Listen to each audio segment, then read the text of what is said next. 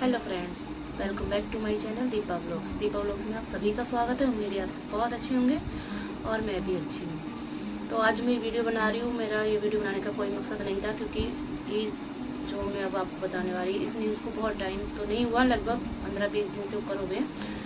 तो ये जो आपने आजकल टीवी में देख रहे होंगे, सौरभ और मुस्कान का जो सनसनीखेज आजकल चल रहा है टीवी में, न्यूज़ में, यूट्यूब पे, इंस्टाग्राम पे, बहुत उसकी जो वीडियो रील वायरल भी हो रही है, चल भी रही है। बट मैं इसलिए नहीं बना रही थी कि मुझे व्यूज़ की ऐसा कुछ है, कोई बात नहीं, वो तो किसी और वीडियो से भी हो जाएगा।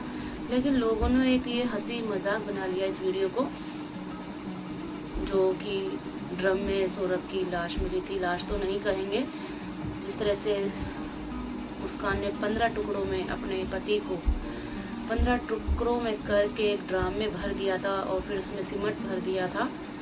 तो ये मर्डर नहीं है, लाश नहीं है, ये टुकड़ों में कर दिया। एक औरत मतलब अपने पति को किस तरह से 15 टुकड़े कर सकती है? मुझे मतलब इतना सनसनीखेज मामला है। और ये लोग इसकी कॉमेडी वीडियो बना रहे हैं, आप देख भी रहे होंगे शॉर्ट में। बहुत लोग इतनी मतलब किस हद तक गिर सकते हैं व्यूज़ के लिए। मतलब किसी का बेटा चला गया, किसका पिता चला गया, और लोग उस चीज़ को इतनी हंसी मजाक में ले रहे हैं। एक पर्सन सोचिए कि अगर यही हादसा आपके किसी फैमिली मेंबर या आपकी फैमिली में किसी के साथ हुआ होता, या फिर आपके किसी आस पड़ोस में होता, तो तब भी आप इसी तरह से कॉमेडी वाली रील बनाते उस पर। तो ये मुझे कुछ अच्छा नहीं लगा। मैं काफ़ी टाइम से देख रही थी, मुझे 5-6 दिन हो गए इसको देखते देखते। मैंने कि नहीं, अच्छी बात नहीं है किसी का इस तरह से फ़ायदा उठा रहे हो, मौत का भी। जिसके घर से वो सदस्य गया, उसके जी से पूछो क्या बीतती है। तो प्लीज़ इस तरह से वीडियो मत बनाइए। अगर आप वीडियो बनाना चाहते हैं, सौरभ के लिए इंसाफ मांगिए। जैसे कि आप हमेशा लेडीज़ों के लिए इंसाफ मांगते हैं जब उसके लिए कुछ गलत होता है, तो इस बार एक आदमी, एक जेंट्स, उसके लिए इंसाफ मांगिए, उसके लिए वीडियो बनाए, ताकि लोग देखें आपकी वीडियो और कहें हाँ उसके साथ गलत हुआ है। हमेशा लेडीज़ों के लिए तो हम आवाज़ उठाते हैं, लेकिन इस बार गलत हुआ है, बहुत गलत हुआ है। मुस्कान ने अपने जो पति के 15 टुकड़े करे हैं, और वो भी उससे रहने के बाद उसको लगा कि ये ठीक नहीं है। जिसमें कि देखने में भी आपने देखा होगा बहुत अच्छा है देखने में भी, और जो जॉब है बहुत अच्छी है, नेवी में वो था। तो जब आया था अपनी वाइफ के बर्थडे के लिए ही वो आया था। उसकी वाइफ का बर्थडे 25 को था और बेटी का शायद 26 को या 28 को था। तो उसके लिए ही वो आया था। पर ये जो साजिश पूरी रची गई थी मुस्कान और उसका जो क्या कहते हैं आशिक कह ले, उसके चक्कर में उसने अपने हस्बैंड को मार दिया। तो ये मुझे मतलब औरत किस हद तक गिरेगी अब? कलयुग तो आ गया पता है, लेकिन ऐसी औरतों का होना हमारे समाज में स्वीकारा नहीं जाएगा। ऐसी औरतों को फांसी ही दी जाए, क्योंकि ऐसी औरतें रहने लायक नहीं है। क्योंकि अगर उसको उसके साथ नहीं रहना था तो उसको छोड़ भी सकती थी, तलाक दे सकती थी। जितना उसको अपना चाहिए था वो उससे मांगती, वो उसको देता। लेकिन इस तरह से नहीं, 15 टुकड़े। मतलब हम तो सोच के ही दिल दहल जाता है, अगर छोटी सी चोट लग जाए हमारे को, हमारे बच्चों को, किसी को। मतलब इतना बड़ा दिल कैसे रख लिया कि 15 टुकड़े मिलके अपने आशिक के साथ उसने ये सब किया। आजकल लव मैरिज चलती नहीं है, देखा जाए तो लोग आजकल लव मैरिज के पीछे ऐसे भागते हैं, क्योंकि क्या कहते हैं आजकल जवानी का जोश है, तो इस चक्कर में नहीं मुझे लव मैरिज करनी है। माता पिता की बात नहीं मानिए, हमेशा अपनी माता पिता की बात मानिए, क्योंकि वो आपका भले के लिए ही सोचते हैं। क्योंकि वो नहीं चाहते उनके बच्चे किसी गलत रास्ते पे या किसी ऐसे इंसान के साथ जुड़ जाए जो उनकी साथ, जिसके साथ उनको पूरी लाइफ बितानी है। तो माता पिता हमेशा सही होते हैं, क्योंकि वो इतनी उम्र लेके बैठे होते हैं कि अच्छा बुरा बहुत अच्छे से जानते हैं। तो आजकल जो लव मैरिज के पीछे अंधे हुए पड़े हैं, मुझे नहीं समझ आता है। क्योंकि ज़्यादातर आप देखिए लव मैरिज नहीं टिकती है, 4-5-6 साल बाद ख़त्म।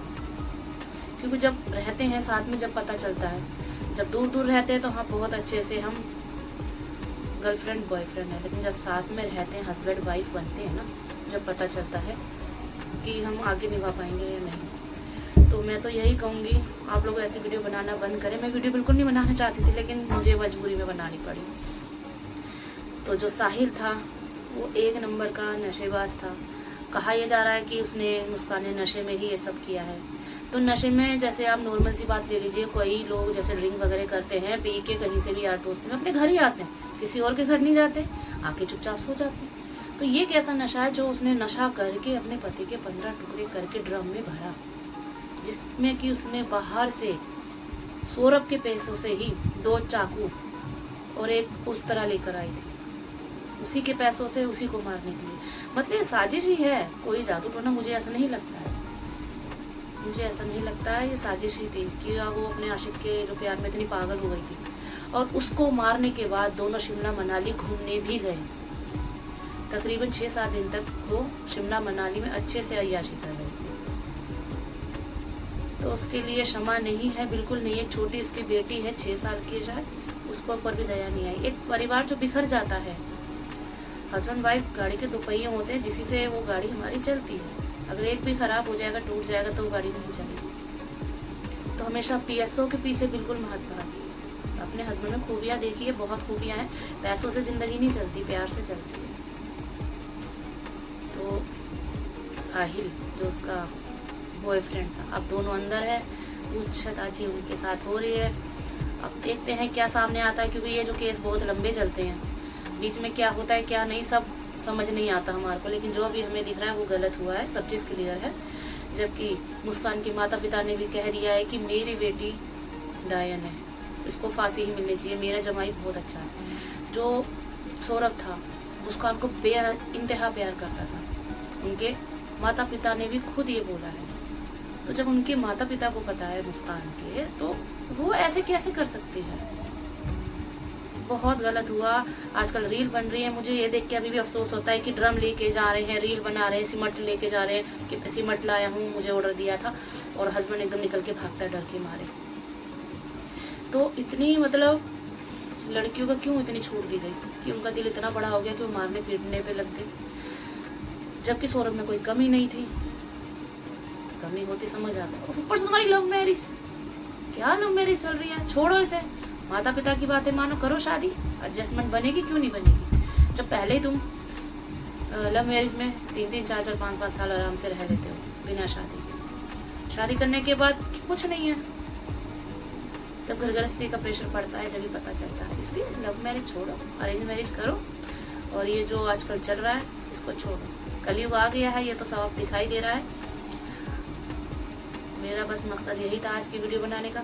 मैं अगर आपको छोटा सा मुझे तकलीफ होती है, मैं किसी की खुशी में भी बहुत खुश होती हूँ, किसी के दुख में भी बहुत खुश होती हूँ। अगर देखो किसी ने कुछ लिया है, खरीदा है, मुझे खुशी होती है कि अच्छा है, आगे बढ़े। मैं ये नहीं सोचती, चाहे वो मेरी फैमिली में है, मेरे रिश्तेदार में, कोई यहाँ भी आगे बढ़ना चाहिए, गरीब नहीं रहना चाहिए। जब सब आगे बढ़ते हैं तो ये मैं नहीं जलती हूँ, मेरा ऊपर वाला मालिक जानता है। तो और जब क्या बोलूँ समझ नहीं आ रहा, बात बहुत है कहने के लिए, कहाँ शुरू, वीडियो लंबी हो जाएगी, आप लोग देखोगे या नहीं वो मुझे नहीं पता। लेकिन एक इंसिडेंट मेरे साथ हुआ था, ये हुआ था मेरे से जस्ट अभी, जब महाशिवरात्रि थी। मैं शिवरात्रि पे सामान लेने गई थी मार्केट में, हमारे यहाँ मार्केट लगती है, मैं और मेरे हस्बैंड। तो हमने जो भांग धतूरे होते हैं ना, तो हमारे यहाँ पूरा एक पैकेट बना के देते हैं उसका, तो उसमें भांग धतूरे कर दिए थे उस भैया ने, वो मेरे हस्बैंड ले रहे थे, जो हमारे यहाँ पे रेडी होती है उसी पे वो भैया बेच रहे थे। तो मैं ले रही थी, मेरे हस्बैंड पैसे वगैरह दे रहे थे, और मैं एक कोने में खड़ी थी, और मेरे आगे रेडी पे एक 500 का बंडल रखा था। मैंने कि किसके पैसे हैं, पैसे ही दिख रहे हैं मुझे। तो एक लड़की खड़ी थी साथ में 10 साल की, मैंने हाथ नहीं लगाया, मैंने बोला ये आपके हैं, कह रहे नहीं।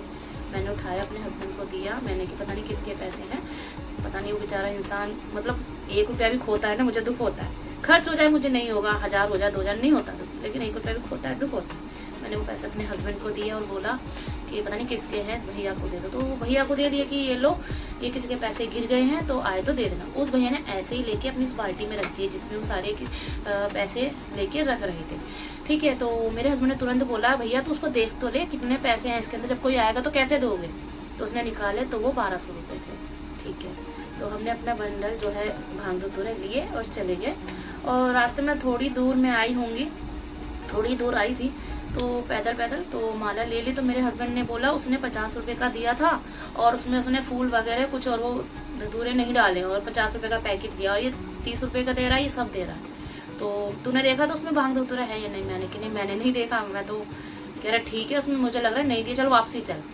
तो हम घर पे आने से पहले ही वापसी चले गए। तो आप यकीन मानना, मैं बहुत खुश होती है, किसी की हेल्प करना बहुत खुश होती है, अंदर से होता है अच्छा। तो जिस टाइम हम उस भैया की रेहड़ी पे जाके खड़े हुए थे, तभी वही लेडीज, एक बिहारन थी, अगर गलत लगा तो उसके लिए माफ़ी चाहूँगी, तो एक लेडीज़ आई थी, तो वो एक सहमी से इधर उधर देख रही थी। तो मेरे हस्बैंड ने तुरंत उनसे पूछा, क्या हो गया, पैसे खो गए क्या आपके? कह रही हाँ भैया हमारे पैसे गिर गए। कि कितने थे? तो उन्होंने बोला 1200 रुपये। तो मेरे हस्बैंड ने और मैंने तुरंत ऐसे करके बोला कि इनसे लीजिए, हम नहीं दिए उठा के। वो भैया हमारी शक्ल देखने लगा, क्योंकि दिए तो मैंने थे, उसको देना ही पड़ेगा। तो तुरंत उसकी शक्ल, उसने कहा हाँ है, तो उसने उसमें से निकाल के 1200 रुपये उस लेडीज़ को दिए। बस उस लेडीज़ ने बहुत दुआ दी। उस दिन भोले बाबा का दिन था, अगले दिन शिवरात्रि थी, बहुत दुआ दी कि भोलेनाथ आप पे कृपा करें। तो मतलब किसी की हेल्प करके बहुत अच्छा लगता है। अब ये नहीं 100, 50, 200, 1000, लाख रुपए, नहीं, नीयत नहीं खराब होनी चाहिए। अगर हमारा 1 रुपया है तो वो छोड़ना नहीं है, मेरी आदत है। अगर किसी का मेरे पे कितना भी पैसा है, वो बस देना है, दिमाग में रहता है वो कैसे भी देना है बस, और जल्द से जल्द देना है। तो ये इंसिडेंट मेरे साथ महाशिवरात्रि से एक दिन पहले हुआ था, जो भी शिवरात्रि गई थी। तो बहुत अच्छा लगा किसी की हेल्प करके, क्योंकि मन में ऐसा था, मतलब देखो छोटी गरीबों के लिए 1200 रुपये बहुत होते हैं। पता नहीं हस्बैंड उसका जो कमा के लाया महीने की तनख्वाह थी या 15 दिन की थी, उससे उसका एक घर खर्च चलता। अगर मैं लेके उससे खुश हो जाती, 4 दिन मैं खाती, नहीं, ऐसा नहीं चाहिए। जो उसको मेरे को वो हेल्प करके मुझे खुशी मिली, मेरे हस्बैंड को बहुत बहुत भाग वो अंदर से हुए। तो आप लोग भी किसी के दुख में दुख होना और सुख में सुखी होना सीखिए, क्योंकि ऊपर वाला यही देखता है कि हमारे अंदर के भाव कैसे। एक बारी मेरे मन में नहीं आया कि नहीं मैं पैसे रख लेती हूँ चुपचाप से उठा के, बस मन में मेरे तुरंत क्या आया कि नहीं, पता नहीं किसके पैसे गिरे हैं और उसको उसकी ज़रूरत कितनी होगी, और वो औरत जो खुश हुई ना, उसकी खुशी देख के बहुत अच्छा लगा। तो ये स्टैंड मेरे को बताना था, क्योंकि हमें भी किसी के दुख में दुख और खुशी में खुशी होनी चाहिए। तो इस तरह से मत कीजिए, आप लोग से अनुरोध है मेरा, ऐसी वीडियो मत बनाइए। अगर बनानी है तो सौरभ के इंसाफ के लिए वीडियो बनाए, ताकि उसको इंसाफ मिले, और ऐसा आगे से करने से लड़कियां डरे। खैर, हमारे देश का थोड़ा सा कानून कमज़ोर है, ये तो सभी को पता है। अगर हम थोड़ी सी कोशिश करेंगे तो शायद कुछ हो जाए। और बस आज का मेरा वीडियो यही था। अगर आपको पसंद आया, अच्छा लगा, तो प्लीज़ वीडियो को एक लाइक कर देना, नहीं है तो सब्सक्राइब कर लेना। और इस वीडियो के ऊपर ही एक रिलेटेड कमेंट्स प्लीज़ मुझे ज़रूर कमेंट्स बॉक्स में भेजना, ताकि मुझे भी लगे कि जो मेरी छोटी सी मेहनत थी कामयाब हुई आप लोगों के लिए। तो चलिए, मिलूंगी आपसे अब नेक्स्ट व्लॉग में एक अच्छे से व्लॉग के साथ। तब तक के लिए आप खुश रहिएगा, स्वस्थ रहिएगा, अपनी फैमिली के साथ रहिएगा।